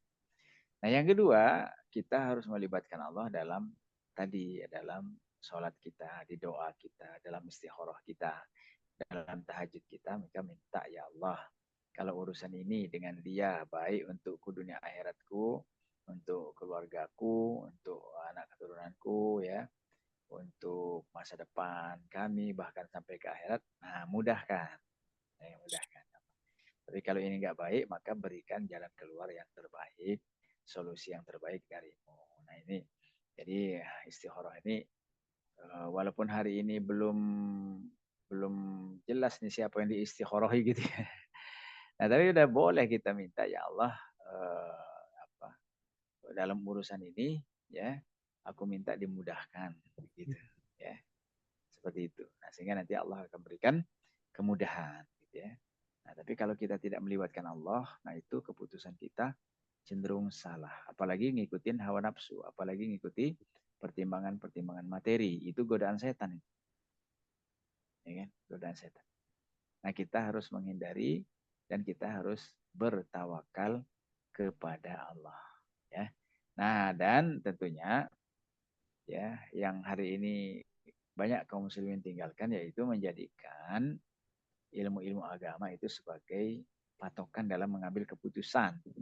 Nah, oleh karenanya marilah terus mengkaji dengan berbagai tema baik yang umum ataupun khusus. Nah, sehingga kita bisa selamat dunia wal akhirat. Ya, saya kira ini yang bisa saya sampaikan. Terima kasih. Assalamualaikum warahmatullahi wabarakatuh. Waalaikumsalam warahmatullahi wabarakatuh. Terima kasih kepada Ustadz Mahmud dan terima kasih kepada semuanya. Sebelum ditutup, marilah kita beristighfar 3 kali. Astagfirullahaladzim. Doa penutup majelis. Subhanakallah wa bihamdika asyhadu an la ilaha illa anta, astagfirullah. Semoga kita bisa berjumpa kembali di Majelis Ilmu Akademi Pranikah pekan depan. Insan ingin mengingatkan juga bagi teman-teman yang mau support berbagai macam kegiatan dakwah Akademi Pranikah, boleh dengan mengirimkan infak terbaik kamu. Sekian dari Insan, terima kasih kepada Ustadz Mahmud. Lebih dan kurangnya mohon dimaafkan. Pada Allah Insan mohon ampun. Wabillahi taufiq wal hidayah. Wassalamualaikum warahmatullahi wabarakatuh. Waalaikumsalam warahmatullahi wabarakatuh.